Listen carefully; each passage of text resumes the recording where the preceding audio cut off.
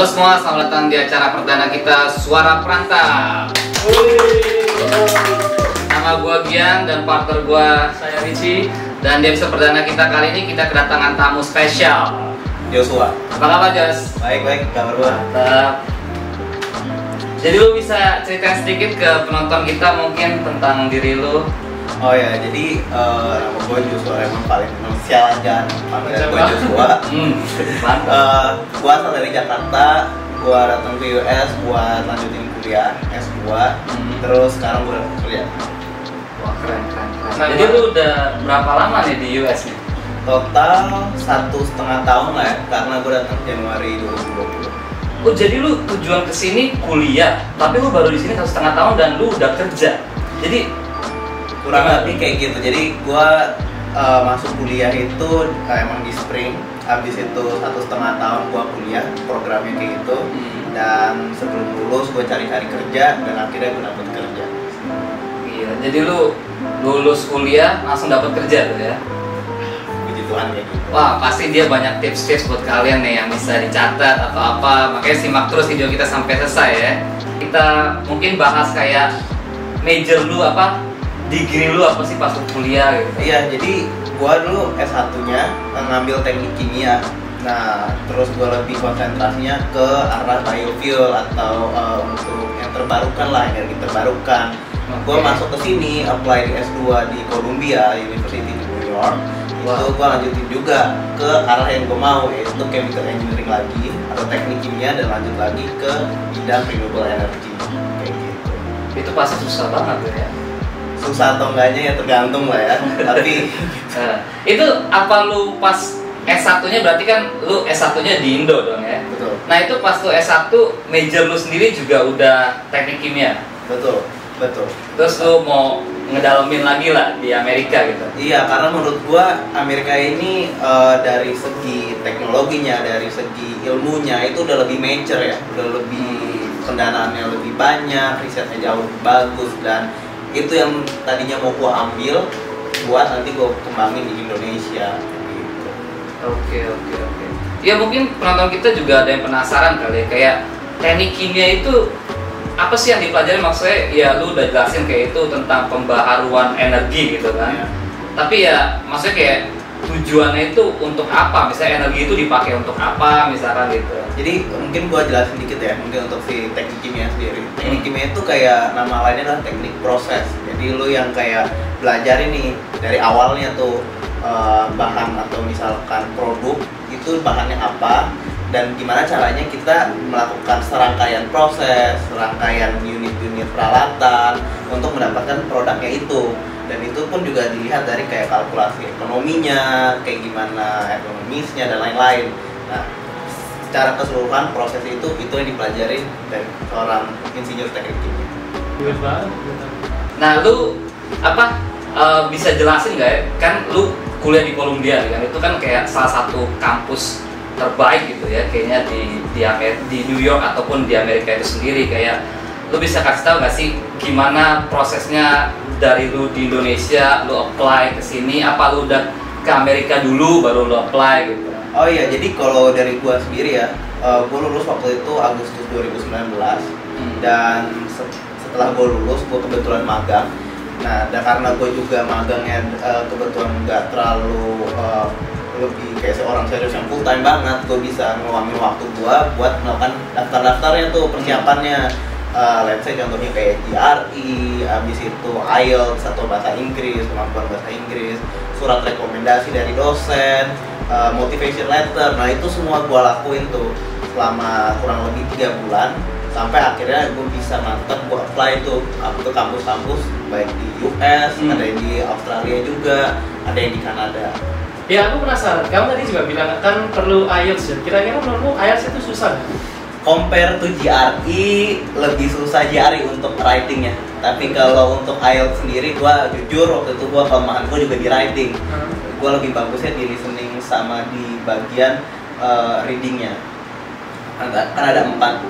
Itu menurut gue sih gue susah di writingnya gitu. Karena gue jarang nulis, gue lebih suka ngitung dibandingkan nulis gitu. Terus aku penasaran, kamu berarti dari Indonesia ke sini bahasa Inggrisnya itu dulu kayak pernah ikut kursus atau gimana? Ya, gue dari kecil udah belajar juga sih, kebetulan kayak dikhususin maupun dari pelajaran sekolah juga udah masuk kurikulum dasar kita untuk belajar bahasa Inggris.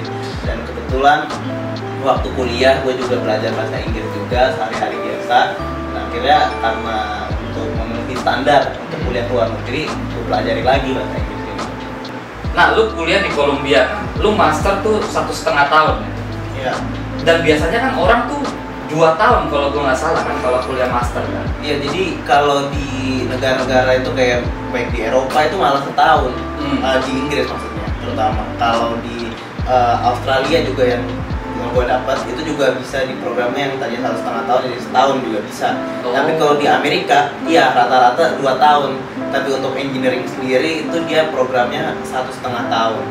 Oh gitu. Jadi kalau engineering apa lebih lama apa bisa lebih cepat? Lebih cepat biasanya, lebih cepat 1 semester gitu, dibandingkan. Soalnya mungkin yang lu pelajarin kayak lebih fokus kali ya, nggak general, makanya ya, kelasnya nggak sebanyak kayak lu bisnis atau apa gitu. Iya betul.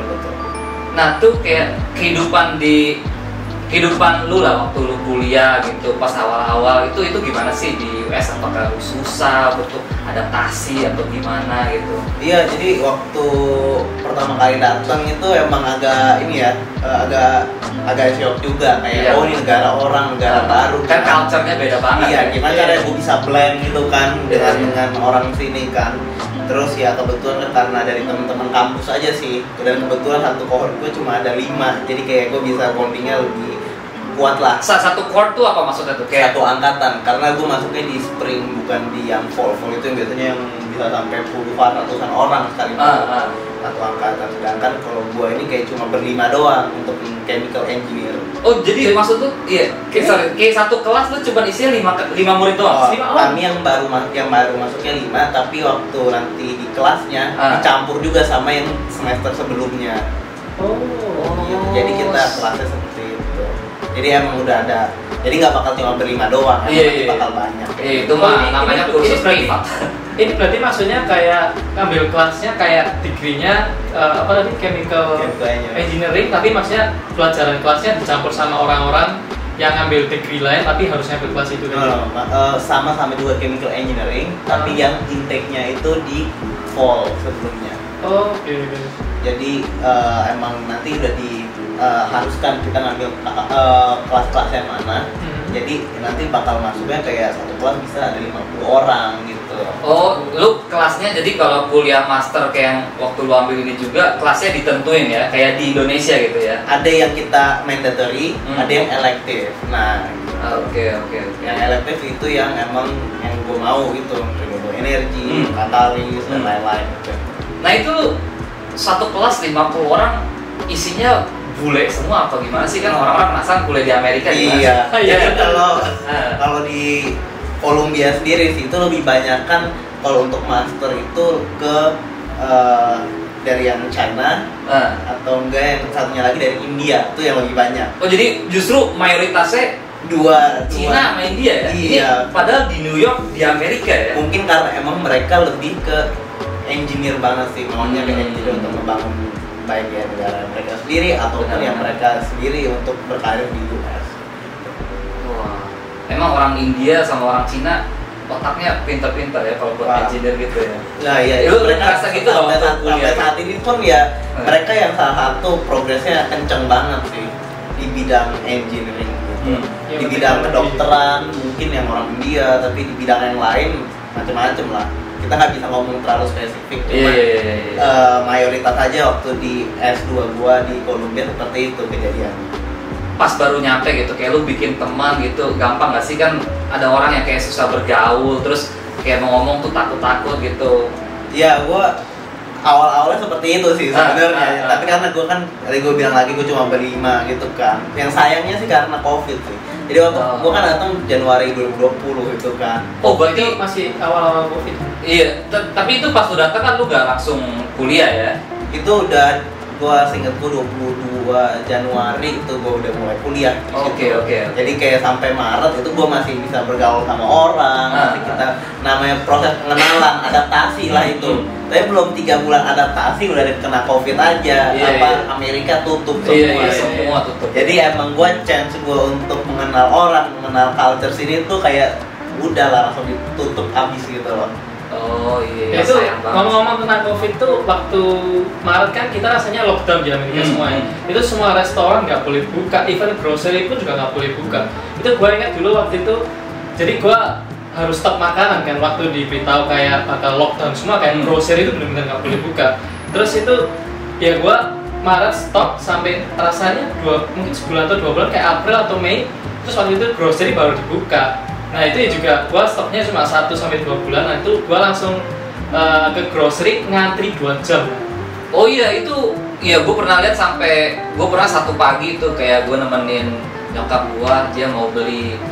Akhirnya kita kayak mau jualan kecil-kecilan buat bantu orang-orang Indo lainnya kan, kayak biar mereka bisa makan gitu kan, restoran tutup semua. Iya. Nah itu buat mau beli perlengkapan aja sembakonya ini tuh sampai 4 jam loh nantinya. Gila. Gua nggak masuk akal sih, tapi ya COVID ya. Iya COVID. Ya kembali lagi ke lu John.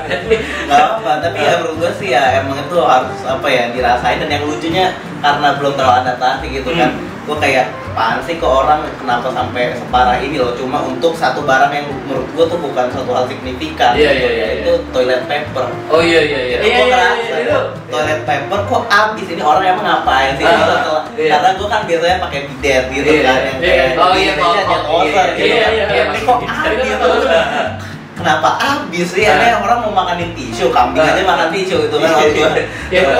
Kultur sini. Itu banyak apa namanya? Zaman sekarang biasanya bilangnya meme kan. Kayak biasanya sampai toilet paper tuh sampai jadi kayak mata uang. Iya betul. Jadi buat transaksi. Itu gue ingat tuh waktu parah-parahnya COVID tuh pas bulan Maret itu harga toilet paper bisa kali 20 loh. Misalkan lu bayar berapa sih, 25 sen ya, mungkin lu harus bayar kayak $7-8 buat cuma satu gulung. Iya, ya gitu, nggak jelas.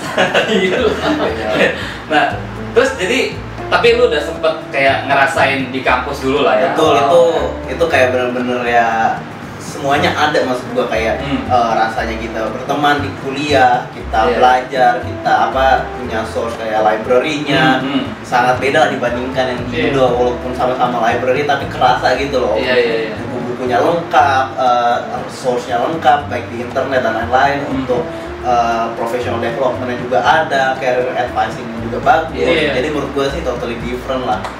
Dan menurut gue yang gue suka adalah profesor sini bantu banget gitu. Let's say kita mau riset atau apa, kita tanyain atau tentang profesional kita kayak gimana ke depannya, itu mereka bantu banget dan mereka kayak ngerasa kita tuh part of mereka gitu. Wah, mantap banget. Jadi kayak ya mungkin kalau di profesor di Indonesia sendiri mungkin muridnya lebih banyak kali ya. Jadi mereka nggak bisa seintim kayak profesor di Amerika ya. Ya mungkin kayak lu bilang kadang banyak ya 50 gitu. Tapi waktu dulu 20 ya juga kadang mungkin kelasnya kayak cuma 20, 30 kan. Nah, ya jadi profesornya mungkin bisa lebih mengenal muka gitu kan. Jadi bisa lebih ngebantu. Betul. Tapi kalau di Indo kayak gue juga pernah kuliah sebentar dulu di Indo kan sebelum gue lanjut kuliah di US. Waktu di Indo tuh kayak lu satu kelas tuh udah kayak auditorium kadang-kadang, kayak lu misalnya punya 100 atau lu punya 120 murid gitu. Ya profesornya ya lu siapa juga gue nggak tahu. Betul. Iya. Gue penasaran. Gue jujur nggak pernah kuliah di Indo sih. Soalnya gue dari SMA langsung ke Amerika, terus kuliah di sini. Cuma gue dengar kayak dari teman gue di Indonesia biasanya dosen-dosen di Indo itu kayak mereka subjektif gitu nggak sih? Apa tuh maksudnya subjektif? Subjektif itu jadi kayak kalau dosennya nggak suka sama orang ini, jadi kayak kamu kasih nilai kayak nggak peduli bagus atau jelek, kayak kamu orangnya gua nggak suka, kayak langsung dijelekin. Menurut gue sih itu mungkin tergantung dosen, tapi ya sejauh ini ya waktu gua bahkan di UI dosen-dosennya profesional. Cuma emang lebih ke kayak kalau di sini ada yang mengenal namanya office hour gitu atau jam buat kita ketemu sama siswa atau mau apanya seperti itulah. Nah menurut gua kayak sistemnya itu yang kalau di Indonesia kan masih banyak kayak birokrasinya dan kebetulan banyak kan emang dari kampus-kampus negeri. Nah itu yang emang agak bukan terbelakang tapi agak yang harus bisa modifikasi lah supaya bisa menyamakan seperti sistem yang di US ini. Iya sih. Kuliah di Amerika itu sendiri mahal nggak sih? Kalau untuk ngomongin pembiayaan itu sebenarnya mahal dan gua rasa emang sih. Nggak usah sebut angka, nggak apa-apa. Tapi kayak nggak usah ya. Tapi maksudnya bahkan even orang yang di US pun, orang US lokal aja itu kalau emang bukan yang emang kemampuannya sangat lebih, pasti mereka ngambil student loan dan mereka hidup juga sampai beberapa tahun untuk bayar student loan mereka. Jadi student loan ini utang ya? Utang karena apa? Karena biaya kuliah di sini tuh emang sangat mahal gitu. Kalau dan kebetulan yang bukan sangat ya, maksudnya yang lebih bagus itu biasanya yang private university atau private college kayak gitu dibandingkan yang apa swasta ya? State punya ya, di swasta tuh biasanya lebih bagus, kebalikan dengan Indonesia. Di Indonesia yang lebih populer itu yang negerinya dibandingkan yang private-nya. Nah, karena itu sangat mahal dan private ini bisa tergantung juga ya kampusnya, tapi ya bisa tergantung kreditnya bisa di angka 2000-an. Ini $2,000 ya? Per kredit. Per kredit, berarti rupiah taruhlah sekarang berapa sih? Rupiah 14.000 ya, berarti 28 juta. Iya, 28 juta. Ini per satu kredit ya? Satu kredit. Nah, lu kalau mau lulus biasa rata-rata lu butuh berapa kredit? 30. Berarti 30 kali 28 juta. Ya hampir 800 juta ya. Ya, jadi kalau itulah makanya kalau untuk kuliah di US biasanya orang Indonesia cari pendanaan funding, let's say dari scholarship, ada mungkin fellowship juga bisa. Kita di US-nya ada fellowship dan lain-lain. Banyak opportunity. Oh, jadi kita pun buat orang-orang Indo yang misalkan ya mungkin nggak mampu untuk bayar segitu, ada kesempatan juga untuk kuliah dengan scholarship ya. Scholarship di Indonesia ada namanya LPDP. Dan kalau dari hasil orang pajak Amerika ada namanya Fulbright. Jadi tinggal dicari aja lah sistemnya apa, pendaftarannya kayak gimana, seleksinya seperti apa, kayak gitu tinggal dicari. Itu LPDP itu kayak bantuan dana dari pemerintah Indonesia kan? Nah, iya betul. Jadi dari uang pajaknya orang Indonesia ditaruhlah ke Kementerian Keuangan untuk dikelola. Salah satunya untuk si LPDP ini, lembaga ini. Nah, ini yang LPDP cover itu apa aja gitu. Nah, ini penting banget poinnya menurut gua sih. Iya. Sebenarnya jujur ya, gua sendiri bukan penerima LPDP. Tapi karena temen-temen gua juga banyak yang di LPDP, dapet LPDP ya kayak tuition cost, living cost, habis itu kayak buku pelajaran yang maksud gua kayak transkrip nilai gitu, dan lain-lainnya.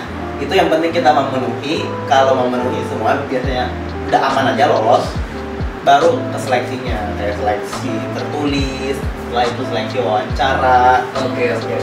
Oh, jadi pihak Indonesia ntar ngumpulin semua aplikan sini ya, kayak yang daftar, terus ntar diseleksi gitu. Mungkin lewat apa nilai gitu kali ya. Iya, jadi pertama administrasi kita, yang kedua nilai dari seleksi tulis, dan yang ketiga baru wawancara itu. Nah, itu kamu bilang katanya kamu nggak dapat LPDP. Cuman kenapa kamu kira-kira nggak dapat? Ya saya gagal betul juga di tahap terakhir sih. Wawancara itu. Jadi wawancara itu emang mereka coba kan seobjektif mungkin, walaupun kita tidak bisa lihat apakah orang ini bakal full objektif atau enggak. Pasti tiap manusia ada subjektifnya. Dan emang dari gue sendiri sih ngerasa kayaknya waktu interview itu gue ada rasa kurang mantap aja jawaban gue. Let's say kayak apa sih? Ya kan di situ ada 3 pewawancara. Jadi ada 2 ronde. Pertama sama 3 pewawancara, lebih kayak motivasi gua. Terus jadi pewawancaranya tuh ada yang dari psikologi, ada yang dari pihak LPDP, ada yang pihak karena gue engineering, orangnya biasanya dosen dari teknik semacam itu. Jadi dia mau tahu background lu juga gitu ya, pengetahuan lu gimana. Iya, jadi kayak bukan lebih ke pengetahuan tapi lebih kayak nanti di sana mau ngapain kayak gitu. Tapi gua menunjukkan kayaknya jawaban gue kurang oke aja mungkin di mata mereka kayak gitu. Dan ya seperti itu lah. Nah, iya dah. Ini pertanyaan terakhir tentang LPDP itu kayak biasa tuh pendaftaran buat LPDP itu setiap bulan apa gitu, lo tau gak sih kayak apakah ada beda-beda, deadline gitu? setahun itu bisa sekali atau setahun itu bisa 2 kali pendaftaran, tergantung. Kayak kemarin COVID itu cuma sekali doang, dan itu juga kampusnya sangat terbatas karena duitnya lebih ke diarahkan ke untuk penanganan COVID. Oh, kampusnya terbatas, maksudnya kayak lu bisa pilih gitu lu mau kuliah di mana gitu. Jadi ada 2, jadi kita bisa kayak udah dapat LOE-nya, letter of acceptance dari kampusnya, terus kita lihat yang di cover sama LPDP, atau yang kita lihat aja yang LPDP cover apa aja, kita pilih sebelum kita dapat juga LOE-nya. Oke. Jadi emang ada listnya lah, jadi ada juga beberapa listnya, kayak emang list yang perguruan tinggi utama dunia, itu biasanya rata-rata dari Amerika, ada yang Inggris juga, kayak Harvard, MIT, Cambridge, itu di cover. Itu semua termasuk dalam LPDP itu ya? Itu betul, dan ada juga yang reguler, tapi saat ini kampus mantap itu. Iya. Dan saat ini kalau reguler itu lebih banyak pilihannya, jadi bahkan Australia, itu juga Taiwan. Jadi ini nggak terbatas untuk Amerika aja ya? Enggak, lu mau kuliah di dunia mana asalkan ada kerjasama? Ada masuk dalam listnya ya lu bisa daftar. Wah, enak banget. Coba dulu gua tahu mungkin gua ke Jepang. Iya betul. Harus. Kenapa mau ke Jepang? Iya, seru aja. Kayaknya orang Indo mayoritas mau ke Jepang gitu. Oke. Gimana budaya anak-anak kuliah di Amerika sendiri gitu? Dari pengalaman lu? Dari pengalaman lu. Kebetulan gue sama teman Amerika yang asli sini pun nggak terlalu banyak ya, karena kayak gue udah cerita aja, lebih banyak kan orang Asia malah dibanding. Terus COVID lagi kan kayak gitu. Tapi waktu kemarin mulai udah di lift itu restrictionnya di bulan-bulan kayak sedang kita juga udah dapat vaksin, nah itulah baru gue kayak bisa jalan, bisa tahu lah orang-orang sini. Walaupun untuk teman-teman sendiri kayak teman orang Amerika dan orang lokal sini itu gue juga nggak banyak lah pertemanannya. Gue lebih kayak ketemu orang di jalan aja, kayak interaksi sehari-hari, dan gue sih nggak jauh beda lah ya sama orang Indonesia, cuma ya satu aja pakai bahasa Inggris atau enggak, udah gitu doang. Iya. Enggak kayak mungkin kayak orang-orang di Indo mungkin mikirnya kayak kuliah di Amerika mungkin lebih liar gitu kali kan, kayak lu party setiap hari, terus mungkin kayak itu mungkin lebih kayak undergrad kali ya. Kalau udah lebih kayak ngambil master atau yang kayak gitu, kayaknya rata-rata udah lewat. Udah lebih dewasa. Iya. Udah lewat masanya gitu. Kan kalau kita lihat di TV kan kayak, ya lu tau lah kayak di TV film-film gitu kan, kayak orang-orang bule tuh liar banget gitu. Mungkin kalau mungkin di Indo juga banyak yang liar, tapi kayaknya dia lebih next level gitu ya. Karena kan satu aja sih, mungkin kalau di sini kan legal untuk minum drinking gitu kan selama di atas 21 dan lain-lain, dan itu kan satu hal yang sangat mudah dan murah. Jadi kayak kalau nakalnya minum ya ada gitu kan. Nah lu pernah ngerasain nggak sih kayak orang dibully, atau lu sendiri mungkin pernah dibully, atau pembulian itu di kampus gimana nggak sih? Apakah aman, jadi orang Indo nggak usah takut gitu? Iya, kalau untuk kuliah di kampus-kampus di US tuh aman banget. Yang nggak aman itu ya di luar kampus itu. Oke. Ya kan karena di sini kebetulan ya, sorry tuh saya banyak yang ganja juga di sini. Iya. Jadi udah high nggak pikir ya. Gitu. Iya. Itu yang emang harus diwaspadain sih. Benar. Orang gilanya juga lebih agak beda gitu lah. Di sini maksudnya orang gila beneran orang gila di jalan apa? Ya let's say ya kayak orang di jalan lah. Iya. Kayak nggak tahu aja. Kita padahal semua tinggal di Amerika ini. Ya kan kita mau tahu dari sudut pandang setiap tamu yang kita undang gitu kan, gimana gitu. Oke, jadi coba kita lihat. Oh ya, jadi kayak sekarang kita ke dunia profesional lo kan gitu ya. Kayak misalkan lu kan udah lulus dari Columbia, terus lu sekarang kerja di company apa, bisa nggak lu jelasin gitu? Iya, jadi kalau untuk saat ini gue kerja di salah satu perusahaan semikonduktor namanya TSMC, Taiwan Semiconductor Manufacturing Company Taiwan ya? Emang company Taiwan, tapi dia lagi bangun pabrik di Phoenix, Arizona. Nah, gue apply ke situ dan ya dapet. Wah, hebat. Itu berarti ntar kamu harus pindah. Ya kita ngomong-ngomong kita sekarang di New York ya. Iya, iya. Itu berarti ntar kamu harus ke situ. Iya. Bisa. Eventually gue bakal ke sana. Jadi karena programnya tuh mereka ada training dulu for 18 months. Jadi nanti gue bakal training di Taiwan. Setelah itu gue bakal ditempatkan di Phoenix, Arizona. Jadi goodbye to New York. Wah, sayang banget. Tapi ya Taiwan juga ya new experience lah ya. Betul. Hebat itu. Nah, lu status, oh iya kita belum bahas ya. Jadi kayak di Amerika ini tuh lu kalau kuliah biasa statusnya kita beda-beda. Kalau lu dari Indo, lu datang ke Amerika, kadang lu jadi international student, kayak visanya apa namanya? Bisa F1 atau enggak J1. F1 atau J1. Nah, bedanya apa itu? Yang satu lebih kayak kayaknya umumnya tuh F1 visa ya. F1 visa umum. Dan setahu gue itu F1 visa itu biasa anak-anak international student susah banget buat cari kerja di Amerika setelah mereka lulus. Maksudnya bukan susah banget ya kayak, tapi ya mungkin orang-orang yang gue tahu kebanyakan di sini kayak susah gitu. Nah, lu kan international student kan, F1 ya? Iya. Nah, lu bisa dapat kerjaan mantep banget kan? Maksudnya jadi engineer gitu kan. Nah, step apa yang lu lakuin? Kan lu apply nih kan. Nah, terus apa aja yang perjalanannya tuh gimana?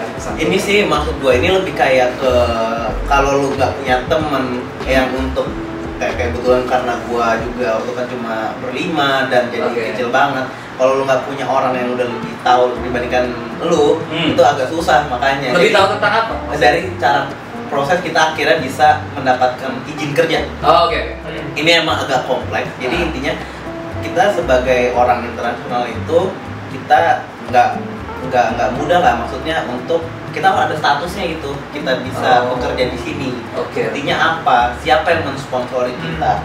Nah, kalau sebagai mahasiswa yang kita udah lulus, itu kita butuh namanya EAD atau Employment Authorization Document. Itu sebagai surat izin atau kartu bentuknya, kartu izin kita kerja, boleh kerja di sini. Siapa yang ngasih itu? Nah, sponsornya siapa? Itu kampus. Jadi kalau kita harus ke bagian namanya ISSO, itu International Scholar something, untuk office-nya itu yang untuk ini di kampus ya? Kampus, tiap kampus ada.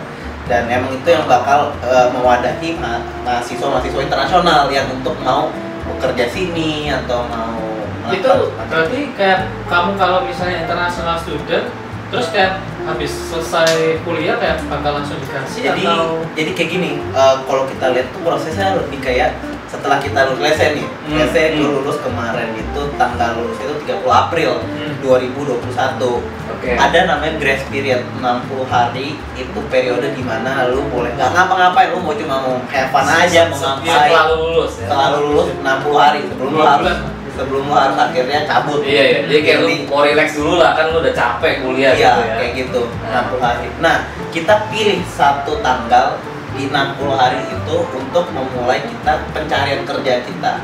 Kayak gua waktu itu berarti kan 30 April, berarti Juli. Berarti gua naruh di tanggal minggu kedua atau minggu ketiga Juli untuk memulai EAD atau apa namanya tadi, surat izin kerja gua. Let's say 16 Juli. Nah, dari 16 Juli kita dikasih waktu 90 hari tambahan untuk kita mencari kerja.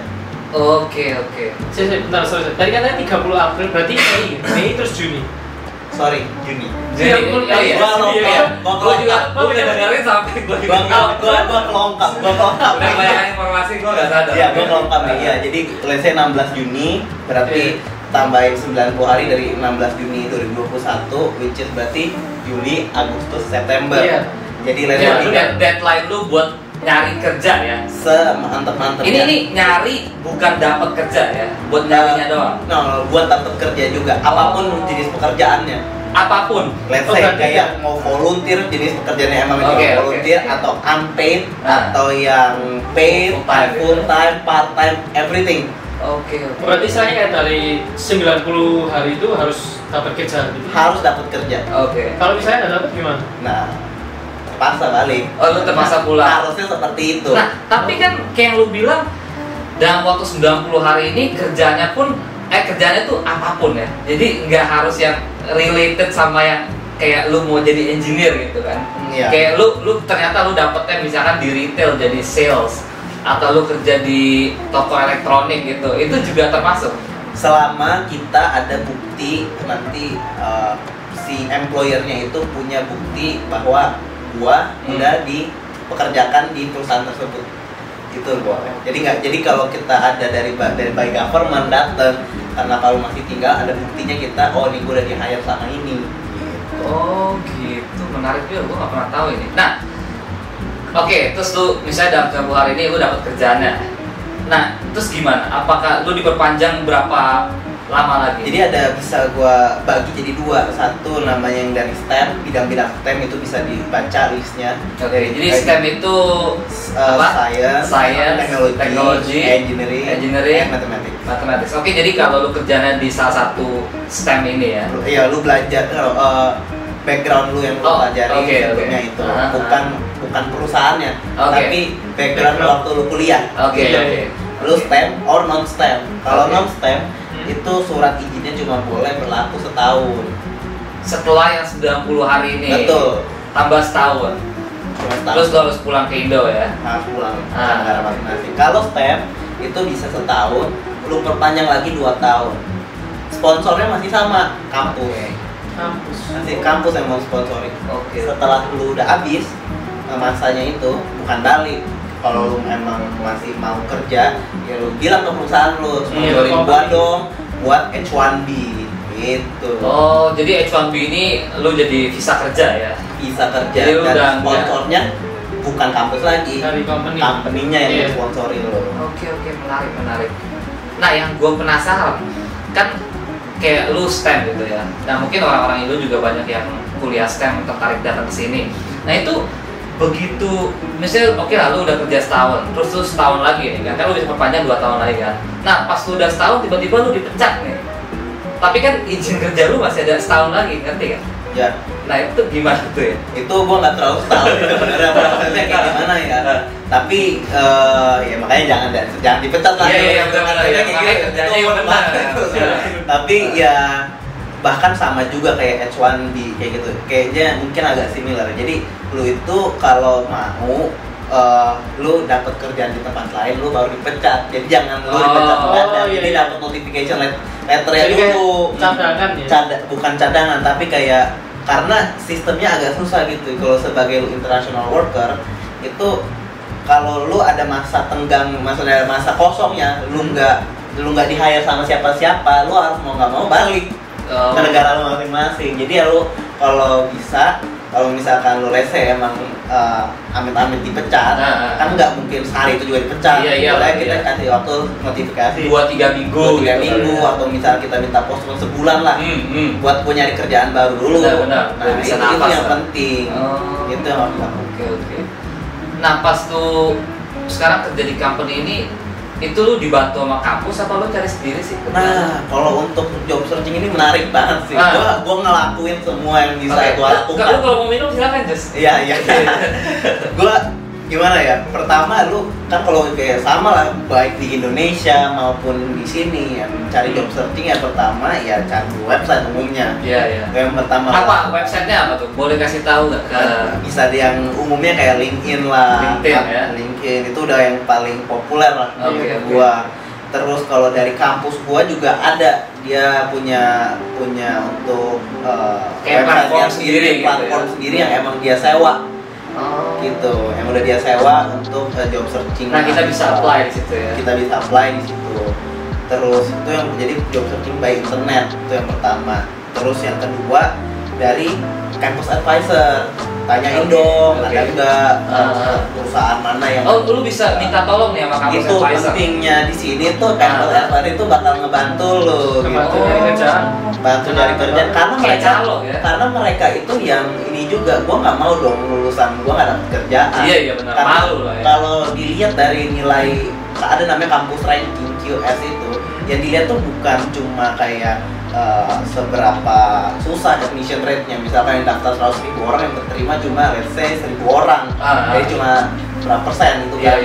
Atau misalkan tuition lu berapa, atau misalkan kampus dari akademiknya atau jurnalnya. Tapi yang dilihat juga salah satunya seberapa cepat alumni lu dapat kerjaan. Jadi mereka bakal ngedorong. Jadi let's say misalkan rata-rata setelah lulus 3 bulan udah dapet kerjaan, terus siapa yang nggak mau? Iya bener lah, apalagi udah bayar mahal-mahal kayak tadi kita ngomongnya lagi kan. Jadi mereka banyak source-nya gitu buat kita cari kerja. Itu yang kedua. Tiga, gue tanya-tanya juga profesor gue gitu, lo ada nggak yang kebetulan karena gue ngelakuin riset satu dan lain hal, jadi gue tahu profesornya. Gue minta waktu mereka, office hour mereka untuk ceritain dong gimana cari kerja di US, temen-temen lo ada yang punya kerjaan nggak di perusahaan-perusahaannya kayak gitu, atau nggak di bidang lo sendiri nih yang lo kerjain, atau nggak lo bisa nggak bikin gue jadi asisten lo sesaat supaya gue dapat kerja dulu. Paling nggak dia juga bisa tulis di resume lo ada pengalaman. Betul sekali, di pengalaman di US. Betul. Terus yang gue nyari dari yang keempat, gue dari teman-teman gue kayak kan di kampus itu banyak tuh, dan kalau lo sebagai masuk master degree rata-rata itu teman-teman lo udah profesional juga sebelumnya. Jadi kalau yang kayak tadi gue bilang India atau Cina itu mereka rata-rata yang baru lulus S1 langsung lanjut kuliah lagi. Sedangkan kayak misalkan ada orang Amerika lokal ataupun orang yang dari selain 2 negara itu rata-rata udah profesional dulu, mereka ngambil master lagi. Ngedalamin aja ya. Ngedalamin. Jadi bukan yang langsung akselerasi dari S1 ke S2. Nah, itu gue tanya juga makanya teman-teman gue, lu pernah kerja di mana atau lagi kerja di mana sekarang? Betul, iya. Ataupun di temen gue, karena tadi gue bilang kan, gue masuknya spring 2020. Temen gue bukan spring 2020 doang, ada yang di fall 2019 maksudnya. Lulus duluan dong mereka, dapat kerja duluan dong mereka. Gue tanyain lu kerja di mana. Networking itu penting banget ya. Kayak lu bikin relasi ya, basa-basi atau gimana gitu ya. Iya, betul banget kayak orang sini tuh menghargai banget, lo you spend like 10 to 15 minutes chatting buat itu tuh lo bakal dihargain banget sih. Nah itu yang gue lakuin juga gitu.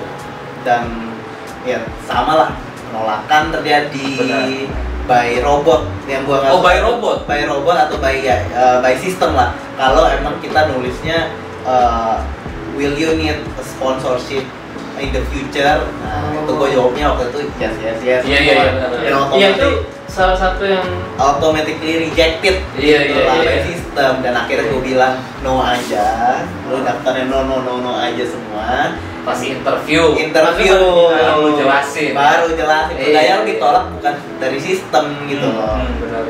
Iya, kalau lu qualified kenapa enggak? Karena satu ya saingan lu tuh bukan sama internasional doang, orang lokal yang kadang negara mikir lah, ngapain gua harus hire orang terus gua harus sponsorin lagi, prosesnya mungkin agak rumit kan. Iya. Biaya lagi. Betul. Kenapa gua nge-hire orang internasional dibanding lokal? Iya, maksudnya kayak warga negara gua sendiri banyak yang nganggur gitu. Kerja. Iya. Make sense. Benar. Jadi emang gua gua ngomongin kayak lebih brutal aja untuk pencarian kerja di sini. Itu orang internasional sebagai orang. Soalnya ya kayak menurut gua sendiri kayak orang Indo yang nggak tahu ya, cuma mungkin pada umumnya kayak lebih banyak yang kayak ngandelin orang tua gitu kan. Jadi mereka lulus kuliah udah ada kayak kerjaan disiapin atau gimana, mungkin papanya punya teman atau apa yang bisa bantu. Tapi kalau menurut gue pribadi kayaknya di Amerika ini lo harus berjuang semaksimal mungkin ya, kayak lo ngandelin diri lo dan lo harus ngandelin orang-orang sekeliling lo gitu. Dan ya sama kayak podcast ini, perantau kan. Iya, suara perantau. Benar. Mana ada perantau yang nggak hustle gitu. Benar. Kalau nggak hustle kalah. Kalau cuma mau aman doang susah buat di Amerika untuk kayak kompetisinya tuh menurut gue pribadi ya, kan gue juga kuliah di sini. Menurut gue kompetisinya di sini lebih ekstrim mungkin ya. Kayak kalau nggak survive kita. Iya benar. Ya jadi kalau lu ada tips gak mungkin sebelum kita tutup episode kita kali ini untuk anak-anak Indonesia yang mau datang, kayak apa yang harus mereka persiapin, at least apakah mental atau gimana, atau tips untuk sukses mungkin ya, kayak lu ngomong sedikit. Iya. Kayak kalau menurut gue ya, untuk mau kuliah gitu, let's say emang mau kuliah ke US, udah pusatnya ilmu tuh di US. Pusatnya ilmu tuh di mana-mana tuh masih di US lah, yang paling maju paling gitu. Jadi kalau lo emang udah feeling ke US, lo udah gak salah. Pertama ya, tapi lo cari juga majornya yang bagus, yang kampusnya gitu.